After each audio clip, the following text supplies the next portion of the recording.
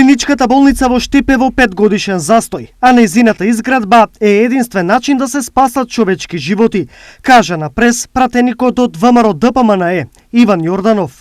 Ова зад мене е недовршената зграда на клиничката болница во Штип, која што 5-та година е во застој.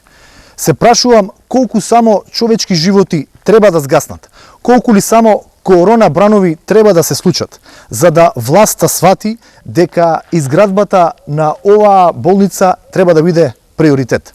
Ја користам оваа прилика да го поздравам градоначалникот на општина Штип, кој што во овој момент се наоѓа на некоја од плажите во Грција. Единствен начин да се спасат човечки животи е да го искористите вашето влијание како градоначалник и како здравствен работник, да направите притисок врз вашиот ментор Зоран Заев и после 5 години застој конечно да ја доврши изградбата на оваа клиничка болница. На пресот на пратеникот Јорданов следуваше реакција од СДСМ. Во најголем дел, објективни правни пречки за изградба на клиничка болница Штип, кои беа остатоци од расипничкото владење на ВМРО ДПМНЕ, сега се отстранети. Интензивно се гради и работи на опремување на болницата, која е во интерес на граѓаните на целиот источен регион.